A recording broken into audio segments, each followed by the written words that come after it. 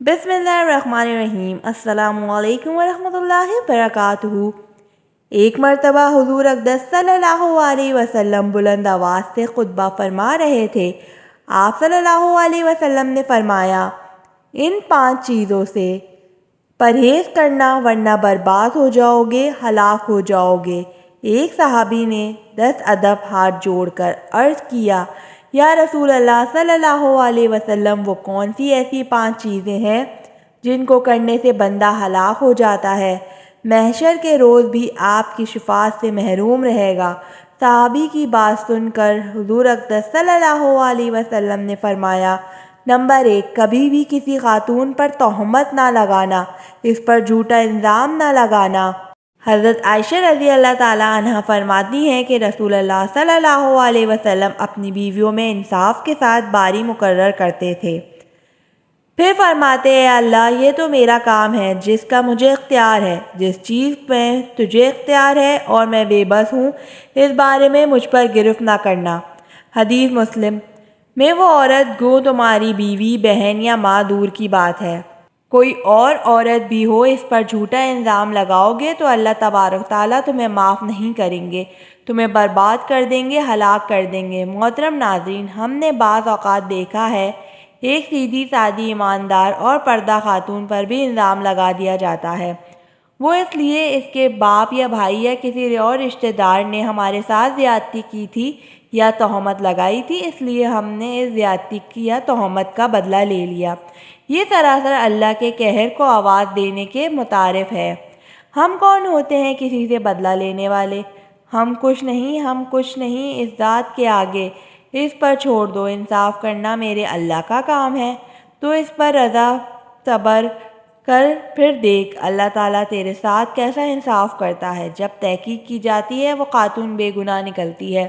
ایسے ہی الزام لگانے والے کو اللہ تعالیٰ قیامت کے روز معاف نہیں کریں گے، کیونکہ حضور اقدس صلی اللہ علیہ وسلم پہلی ہی خبردار کر چکے ہیں۔ ایک اور مسلم حدیث شریف میں ہے، قیس بن عباد سے مروی ہے، کہتے ہیں کہ ہم نے عمار رضی اللہ تعالیٰ عنہ سے کہا، تم اپنی لڑائی کے بارے میں کیا سمجھتے ہو؟ یہ تمہاری اپنی رائے سے ہے، کیونکہ رائے تو درست بھی ہوتی ہے اور غلط بھی۔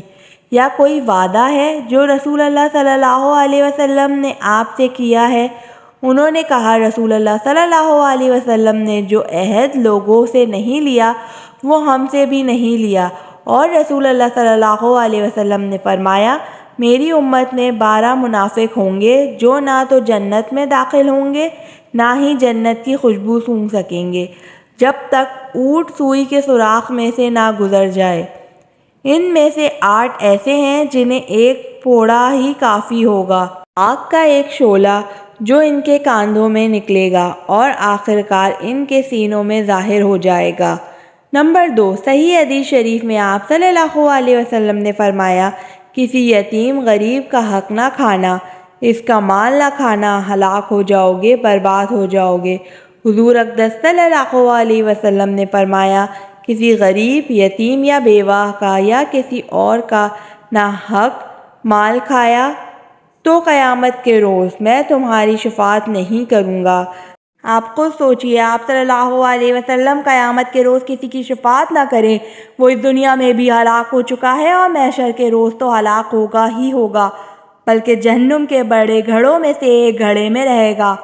اس کو کبھی موت نہیں آئے گی، اس لیے آپ اس کام کو مت کریے گا۔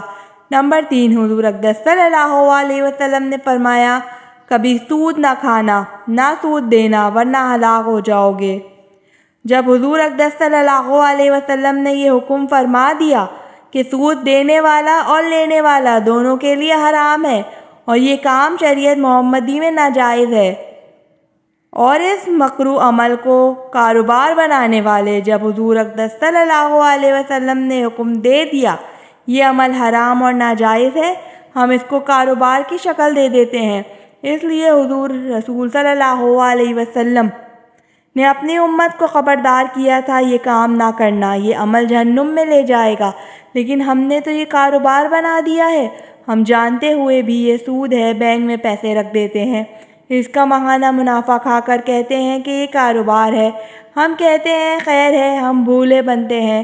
دراصل ہم خود کو ہی دھوکہ دے رہے ہوتے ہیں۔ ہمیں پتہ ہے محشر کے روز سود لینے والے کی اور سود لینے والے کی دونوں کی بخشش نہیں ہوگی، پھر بھی یہ کاروبار ہم دھڑلے سے کرتے ہیں۔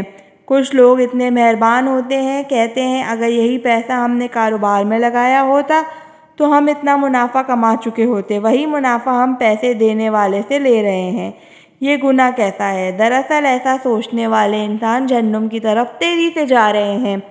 اس لیے آپ ابھی سے اسی وقت سے اللہ تعالیٰ سے توبہ استغفار کیجیے اور اپنے گناہوں کی معافی طلب کیجیے، لیکن یہ سود ہے، اس سے پرہیز کیجیے اور اپنی آخرت سنواریے۔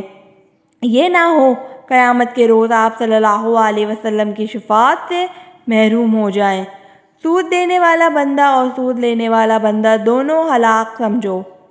نمبر 4، حضور اقدس صلی اللہ علیہ وسلم نے فرمایا، کسی کے ساتھ جادو ٹونا نہ کرو ورنہ ہلاک ہو جاؤ گے، تمہاری بخشش نہ ہوگی۔ محترم ناظرین، جب ہمارے پیارے نبی کریم صلی اللہ علیہ وسلم نے جادو ٹونا کرنا حرام قرار دے دیا ہے، پھر بھی ہم وہ عمل کرتے ہیں۔ آپ خود سوچئے، ہم ہلاک ہوں گے یا آباد ہوں گے؟ خاص کر جہاں آپس میں رشتہ داروں میں شادی ہوتی ہے، یعنی کہ ایک رشتہ دار کے گھر بیٹیوں کی شادی کرنا۔ کچھ ایسے حضرات ہوتے ہیں جادو ٹونے سے اپنی بیٹیوں کی زندگی بھی خراب کر دیتے ہیں، تباہ کر دیتے ہیں اور اپنی آخرت بھی گنوا دیتے ہیں۔ ایسے انسانوں کو صرف اللہ پر بھروسہ کرنا چاہیے جس نے آپ کی بیٹی کو پیدا کیا ہے۔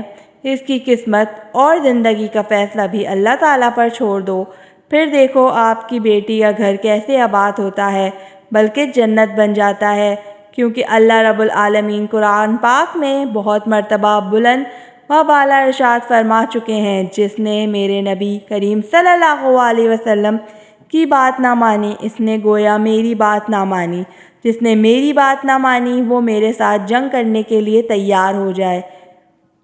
میں اب اس کے ساتھ جنگ کروں گا، کیونکہ اس وقت اللہ رب العزت قاہر ہوتے ہیں۔ یہ نہ ہو آپ کے ساتھ قہر کا معاملہ ہو جائے۔ جب اللہ رب العالمین آپ کو قرآن پاک میں بار بار منع فرما رہے ہیں، پھر بھی وہ کام کرنا، تو یہ کام جہنم کے گڑھے میں جانے جیسا ہے۔ نہ قیامت کے روز بخشش ہوگی، نہ اس دنیا میں سرخرو ہوگے۔ اس معاملے پر تباہی تباہی ہے۔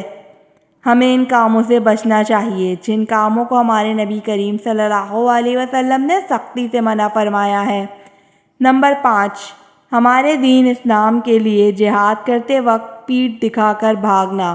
اللہ رب العالمین فرماتا ہے، تو نے میرے محبوب کے ساتھ دغا کیا ہے، دھوکہ کیا ہے، اس لیے اب تو ہلاک ہوگا، برباد ہوگا۔ حدیث مسلم میں حضرت عبد الرحمن بن عوف رضی اللہ تعالی عنہ سے روایت ہے، انہوں نے کہا، بدر کے دن جب میں صف میں کھڑا تھا، میں نے اپنی دائیں اور بائیں طرف نظر دوڑائی تو میں انصار کے 2 لڑکوں کے درمیان میں کھڑا ہوا تھا۔ عمریں کم تھیں، میں نے آرزو کی کاش میں ان دونوں کی نسبت زیادہ طاقتور آدمی ہوں اور کے درمیان ہوتا۔ اتنے میں ان میں سے ایک نے مجھے ہاتھ لگا کر متوجہ کیا، کہا، چاچا، کیا آپ ابو جہل کو پہچانتے ہیں؟ میں نے کہا، ہاں بھتیجے، تمہیں اس سے کیا کام ہے؟ اس نے کہا، مجھے بتایا گیا ہے کہ وہ رسول اللہ صلی اللہ علیہ وسلم کو برا بھلا کہتا ہے۔ اس ذات کی قسم جس کے ہاتھ میری جان ہے، اگر میں نے اسے دیکھ لیا تو میرا وجود اس وقت تک اس کے وجود سے الگ نہیں ہوگا، یہاں تک کہ ہم میں سے جل تر مرنے والے کو موت آ جائے۔ میں نے اس لڑکے پر تعجب کیا تو دوسرے لڑکے نے متوجہ کیا اور وہی بات کہی۔ پھر زیادہ دیر نہ گزری کہ میری نظر ابو جہل پر پڑی، وہ لوگوں میں گھوم رہا تھا۔ تو میں نے ان دونوں لڑکوں سے کہا، تم نہیں دیکھ رہے کہ یہ ہے تمہارا مطلوبہ بندہ جس کے بارے میں تم پوچھ رہے ہو؟ وہ دونوں یکدم اس کی طرف لپکے اور اس پر اتنی تلواریں برسا دیں حتیٰ کہ اسے قتل کر دیا۔ پھر پلٹ کر رسول اللہ صلی اللہ علیہ وسلم کی خدمت میں حاضر ہوئے اور آپ کو اس کی خبر دی تو آپ صلی اللہ علیہ وسلم نے پوچھا، تم دونوں میں سے اسے کس نے قتل کیا ہے؟ ان دونوں میں سے ہر ایک نے جواب دیا، میں نے اسے قتل کیا ہے۔ آپ صلی اللہ علیہ وسلم نے پوچھا کیا تم دونوں اپنی تلواریں صاف کر لی ہیں؟ انہوں نے کہا نہیں۔ آپ صلی اللہ علیہ وسلم نے دونوں تلواریں دیکھی اور فرمایا تم دونوں اسے قتل کیا ہے، اور اس کے ساتھ اس سامان کا فیصلہ آپ نے معاذ بن عمرو رضی اللہ تعالیٰ عنہ کے حق میں دیا، اور وہ دونوں جوان معاذ بن عمرو اور معاذ بن عفر رضی اللہ تعالیٰ عنہ تھے۔ حدیث مسلم میں اس وقت اللہ رب العزت فرماتے ہیں تم تو میرے محبوب کے دین کے لیے آئے تھے، وہ رائے حق پر تھے اور وہ راستہ میں نے دیا تھا، تو نے اس سے اقرار نہ کیا، اگر تو قتل ہو جاتا تو شہید کہلاتا، جب تو میرے پاس آتا تو تجھے حوریں لے کر آتی اور جنت میں اعلیٰ مقام ملتا، اس لیے یہ بندہ میرے نبی کے دین کے خاطر آیا تھا لیکن اب پیٹھ دکھا کر بھاگ رہا ہے۔ اس بندے سے اللہ رب العزت غضبناک ہو جاتے ہیں، وہ محشر کے روز جہنم کے بڑے گھڑوں میں سے ایک بڑے گھڑے میں رہے گا، نہ مرے گا نہ اس کو موت آئے گی، بس جہنم کی ایک بڑے گھڑے میں رہے گا۔ حدیث مسلم میں زید بن ارقم رضی اللہ تعالیٰ عنہ سے مروی ہے، کہتے ہیں جہنمی کو آگ کے لیے بڑا کر دیا جائے گا حتیٰ کہ اس کی ایک دھاڑ احد پہاڑ کے برابر ہوگی۔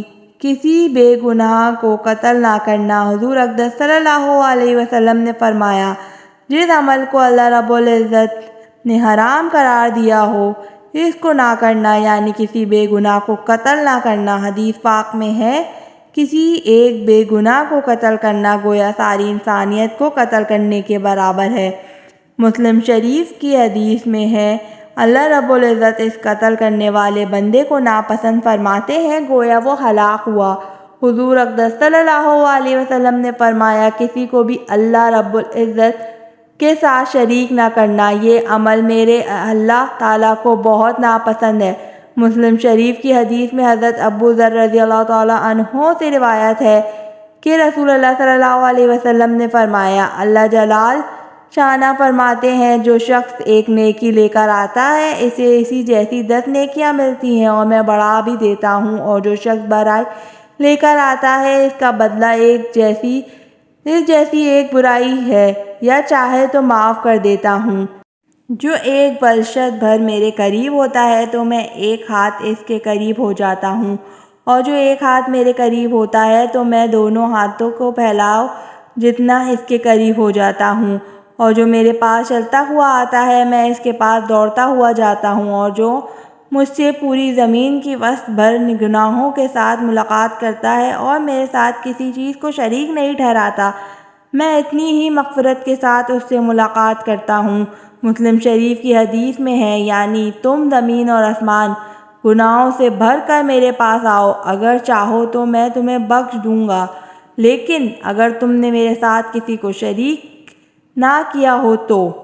اللہ رب العزت سے دعا گو ہیں ہم سب مسلمانوں کو دین کی صحیح سمجھ عطا فرمائیں اور ان پر صحیح طریقے سے عمل کرنے کی توفیق عطا فرمائیں، آمین۔ پلیز ضرور ویڈیو کو لائک کیجیے گا اور چینل کو سبسکرائب کیجیے گا۔ جزاک اللہ۔